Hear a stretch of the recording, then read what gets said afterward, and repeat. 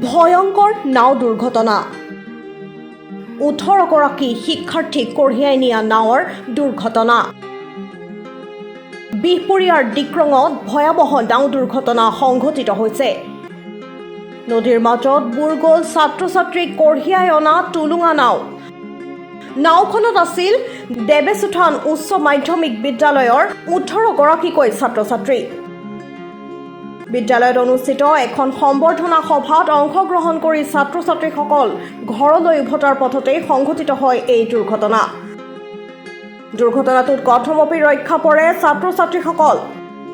বিগত সময়ছোৱাত স্থানীয় বিধায়কসকলক এখন ডাঙৰ নাও বিচাৰি আবেদন জনাই আহিছিল বিদ্যালয় কৰ্তৃপক্ষই বিহপুৰীয়াৰ ডিক্ৰঙত ভয়ংকৰ নাও দুৰ্ঘটনা সংঘটিত হৈছে 18গৰাকীকৈ শিক্ষাৰ্থীক কঢ়িয়াই অনা নাও দুৰ্ঘটনাত পতিত হৈছে নদীৰ মাজত বুৰ গ'ল ছাত্ৰ-ছাত্ৰীক কঢ়িয়াই অনা টুলুঙা নাওখনত আছিল দেবেচুথান উচ্চ মাধ্যমিক বিদ্যালয়ৰ 18গৰাকীকৈ ছাত্ৰ-ছাত্ৰী বিদ্যালয়ত অনুষ্ঠিত এখন সম্বৰ্ধনা সভাত অংশগ্ৰহণ কৰি ছাত্ৰ-ছাত্ৰীসকল ঘৰলৈ উভতাৰ পথতে সংঘটিত হয় এই